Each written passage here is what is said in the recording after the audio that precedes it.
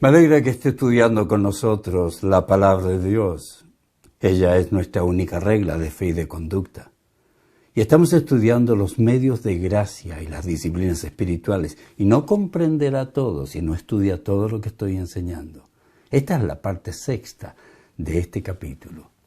Inicio con este principio. La orden divina es que ningún cristiano permita el dominio de su naturaleza pecaminosa, pues el mismo Dios que le salvó es el Dios que produce la santificación y que nos entrega su palabra y el poder del Espíritu Santo para que vivamos en santidad. Nosotros no podemos producir santidad. Tampoco el asistir a la iglesia. Asistimos porque somos santos. A pesar de que Dios ha provisto todo lo necesario para que vivamos en santidad, nuestra naturaleza pecaminosa nos incita y motiva a aceptar la pecaminosidad. Nuestra lucha es minuto a minuto. Solo podemos tener victoria si Dios nos ha provisto la salvación, si Dios nos está proveyendo la santificación, es decir, si por su gracia y elección soberana Él nos ha salvado. Y Dios demanda que vivamos en santidad. Es nuestro deber desarrollar nuestra intimidad con Dios, seguir todas las indicaciones divinas para convertirnos en cristianos maduros. Ese es nuestro deber. Obviamente tenemos una seria lucha. Hablemos de eso. La carne versus el espíritu. Batalla presente hasta nuestra glorificación. Escuche este principio. La carne intenta que vivamos satisfaciendo nuestra naturaleza pecaminosa. Y cuando los creyentes eligen ser dominados por ella, no pueden seguir en su proceso de transformación que es esencial para convertirse en un cristiano maduro. Somos salvados, somos santificados y un día seremos glorificados. El apóstol Pablo exhorta con verdad y duramente a los Gálatas, porque ellos creían que habiendo sido salvados por la gracia de Dios, ahora ellos podían santificarse por las obras y la práctica de la ley. Eso es lo que hacen hoy algunos. Note la seria exhortación. Ay, Gálatas tontos, ¿quién los ha hechizado? Dice Pablo. Pues el significado de la muerte de Jesucristo se les explicó con tanta claridad como si lo hubieran visto morir en la cruz. Mire qué explicación dice que les dio. Agrega, déjenme hacerles una pregunta. ¿Recibieron al Espíritu Santo por obedecer la ley de Moisés? ¡Claro que no! ¿Recibieron al Espíritu Santo porque creyeron el mensaje que escucharon acerca de Cristo? ¿Será posible que sean tan tontos que después de haber comenzado su nueva vida en el Espíritu, ¿por qué ahora tratan de ser perfectos mediante sus propios esfuerzos? ¿Acaso han pasado por tantas experiencias en vano? No puede ser que no les hayan servido para nada. ¡Qué exhortación! Es decir, ustedes fueron salvados por la gracia y ahora creen que por guardar la ley mantienen su salvación. No, no es así. La vida espiritual se inicia no con nuestras obras santas, sino con el ministerio del Espíritu Santo. Es Él quien nos convence de pecado, de justicia, de juicio, y solo por Él podemos recurrir al arrepentimiento. Es el Espíritu Santo quien nos regenera, nos da vida nueva, porque produce el nuevo nacimiento. Y solo por la regeneración somos nacidos del Espíritu. Nosotros no podemos crear fe. Los muertos no crean fe. Es el Espíritu Santo quien produce en nosotros la fe que nos lleva a buscar la salvación y nuestro deseo de sumisión a Cristo. Nosotros no podemos crear fe. Es el Espíritu Santo quien produce en nosotros la fe. Es el Espíritu el que produce nuestro deseo de sumisión a Cristo. Esto es natural en el cristiano genuino. Si usted no lo siente, tal vez no es cristiano. Porque el Espíritu Santo es quien nos regenera para que podamos tener vida eterna y anhelar tener relación con Dios. Por lo tanto, el Espíritu Santo nos hace su habitación. Somos habitados por el Espíritu, bautizados mediante el Espíritu para que seamos parte del cuerpo de Cristo. Nadie puede ser parte del cuerpo de Cristo sin ser bautizado por el Espíritu. La presencia del Espíritu también nos entrega dones espirituales que debemos usar para ministrar unos a otros con el fin que resulte en la edificación del cuerpo de Cristo, la Iglesia. Además, solo mediante el Espíritu se nos entrega el sello de garantía que nos asegura que tenemos vida eterna por el Espíritu. Algo más. Cuando seguimos las órdenes del Espíritu y aplicamos la verdad de la palabra que estudiamos y por el Espíritu es revelada, somos separados del pecado. Claro, conocemos la verdad, aplicamos la verdad, nos apartamos del pecado. Todo esto va ocurriendo desde el momento de nuestra salvación. La exhortación a los Gálatas es sencilla, pero clara. Les dice, si saben que fueron salvos por Dios y la obra de su Espíritu, ¿por qué ahora asumen que pueden ser perfeccionados por la carne, por medio de sus obras, sacrificio o religiosidad? Es como si le estuviera diciendo a usted, usted fue salvo de la gracia, ¿por qué cree ahora que cantando, adorando y sirviendo, usted va a mantener la salvación? ¿Creen ustedes que ahora son salvos? Que ahora que son salvos pueden hacer a un lado al Espíritu Santo y hacer sus esfuerzos para ser mejores o santos en base a su propia sabiduría, su propia fortaleza o basados en su propia capacidad para alcanzar la perfección? Por supuesto que no. ¿Creen ustedes que por sus obras pueden vivir en santificación? La exhortación es, Gálatas, ustedes creyeron en la obra del Espíritu para su salvación y ahora han abandonado la obra del Espíritu con respecto a su santificación. No lo hagan, tampoco nosotros. La única manera en la que un cristiano puede ser perfeccionado en la vida cristiana es por el ministerio del Espíritu Santo.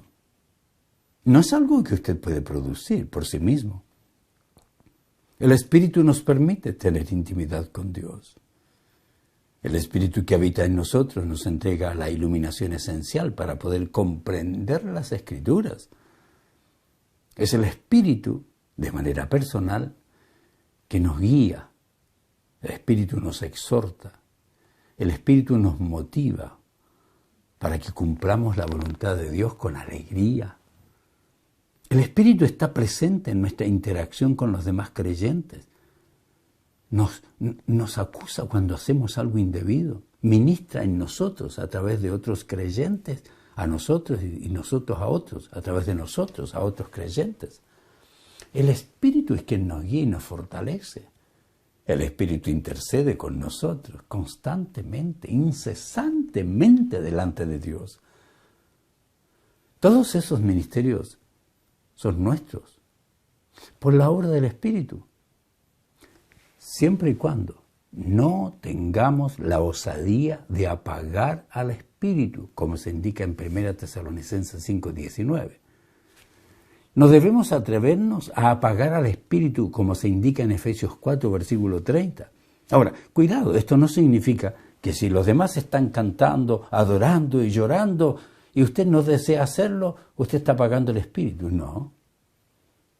Apagar el Espíritu es darle la espalda a su obra en nosotros, decirle no a todos los ministerios que Él quiere realizar en nosotros, que cuando Él nos trae contrición le decimos no, lo apagamos y volvemos a hacer lo que no debemos. Entristecemos al Espíritu cuando, igual que los Gálatas, creemos que somos salvos por la gracia, pero que nosotros podemos santificarnos del exterior, por las obras que hacemos, por nuestras formas religiosas, en vez de creer que podemos ser cambiados desde el interior, por medio del Espíritu, en nuestra relación de intimidad con Dios, mediante el conocimiento, mediante la aplicación de la verdad en nuestra vida en forma disciplinada. En Jeremías capítulo 2, el Espíritu de Dios está condenando a los hijos de Israel por su pecado, porque Dios demanda santidad. El Señor acusa a su pueblo de haberle vuelto las espaldas, de dejarse guiar por su carne, de abandonar la santidad pese a su religiosidad. Tal vez es un buen recordatorio para usted. Note el recordatorio que hizo. El Señor me dio otro mensaje y me dijo, dice el profeta, ve y anuncia a gritos este mensaje a Jerusalén. Esto dice el Señor. Recuerdo que ansiosa estabas por complacerme cuando eras joven recién casada y cómo me amabas y me seguías aún a través de lugares desolados. ¿Recuerda usted su primer amor? Le dice al pueblo, en esos días Israel estaba consagrado al Señor, era el primero de sus hijos. Todos los que lastimaron a su pueblo fueron declarados culpables y sobre ellos cayó la calamidad. Los protegió y luego agrega, yo el Señor he hablado. Esta es una seria confrontación. Es también una confrontación similar a la que el Señor realiza en Apocalipsis a la iglesia de Éfeso, ¿recuerda?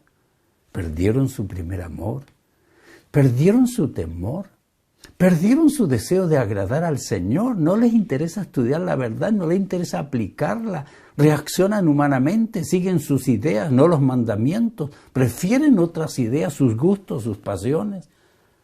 Dios les dice que miren a otros pueblos para que se den cuenta que los paganos a veces son más fieles a sus dioses falsos que lo que ellos son al Dios verdadero. Note lo que le dice. Esto es lo que le dice el Señor. Vayan al occidente y miren en la tierra de Chipre. Vayan al oriente y busquen en la tierra de Cedar. ¿Acaso alguien ha oído algo tan extraño como esto? ¿Alguna vez una nación ha cambiado sus dioses por otros, aun cuando no son dioses en absoluto? Note lo que está diciendo. Sin embargo, mi pueblo ha cambiado a su glorioso Dios por ídolos inútiles. Los cielos están espantados ante semejante cosa, retroceden horrorizados y consternados, dice el Señor. Note, pues mi pueblo ha cometido dos maldades. Me han abandonado a mí, la fuente de vida, y han cavado para sí cisternas rotas que jamás pueden retener agua. ¿Es eso lo que está haciendo usted? Prefiere seguir los gustos de su novia, su amigo, su tío, su primo, hace lo que le gusta, lo que le agrada, el mundo, o de la fuente de vida. El pueblo de Dios tenía en su Dios una fuente interminable, inagotable, completa de vida espiritual y poder, pero la despreciaron, los dejaron a Él, se volcaron no a una cisterna, sino a un contenedor de agua y además roto. Así es la vida de quien no quiere tomar en serio a Dios. El pueblo de Dios había comenzado con Dios y se había vuelto en contra de Él. Y los Gálatas habían comenzado con el Dios que es el autor y consumador de la salvación y se habían vuelto a las obras para su santificación. ¿Es eso lo que hace usted también? ¿Cree usted que para asistir al templo, ofrendar, diezmar, ayunar, es santificado? No. La acción externa versus la acción interna. Hablemos de eso un poquito. Los Gálatas creían que haciendo algo serían santificados. Creyeron que eran salvados por Cristo, pero además que debían continuar viviendo la vida cristiana y santificándose por medio de las obras. Ellos creían que sus acciones, lo externo que hacían, como sus sacrificios, les libraría de los pecados que solamente el Salvador puede quitar, y creían que esas acciones les santificarían, en vez de creer que la salvación y la santificación son obras de Dios. Mi deber es vivir como salvado y santificado. Jeremías nos entrega la maravillosa noticia mediante la profecía del nuevo pacto, cuando describe el plan divino con estas palabras. Ponga atención a lo que dice el profeta. Se acerca el día, dice el Señor, en que haré un nuevo pacto con el pueblo de Israel y de Judá. Este pacto no será como el que hice con sus antepasados, cuando los tomé de la mano y los saqué de la tierra de Egipto. Ellos rompieron ese pacto, a pesar de que los amé como un hombre ama a su esposa, dice el Señor. Jeremías 31, 31 y 32. Ese es el pacto que Dios hizo con Israel. En él se compromete que un día le entregaría la salvación. Esa es la noticia de ese nuevo pacto en el que todos nosotros, los que creerán en el Hijo de Dios, seríamos beneficiados. Dios nunca determinó que este pacto sea igual al otro. Era diferente. Diferente al que hizo con sus padres el día que lo tomó de la mano para sacarlo de la tierra de Egipto. Porque este nuevo pacto no sería como el pacto en el Sinaí. No sería como la ley. El pacto mosaico que sus hijos invalidaron a pesar de la fidelidad de Dios. No sería como ese. Este nuevo pacto promete algo diferente. Escuche, este es el nuevo pacto que haré con el pueblo de Israel después de esos días, dice el Señor. Pondré mis instrucciones en lo más profundo de ellos. Las escribiré en su corazón. Yo seré su Dios y ellos serán mi pueblo. Los hijos genuinos de Dios, eso es lo que sentimos. La naturaleza del nuevo pacto es que Dios no escribe la ley en tablas de piedra, sino que las escribe en el corazón. Por eso le amamos. Si una persona no ama a Dios, no es hijo de Dios. En el Antiguo Testamento la ley de Dios era la presión externa que les obligaba a acciones, le presionaba. Pero en el nuevo pacto es diferente.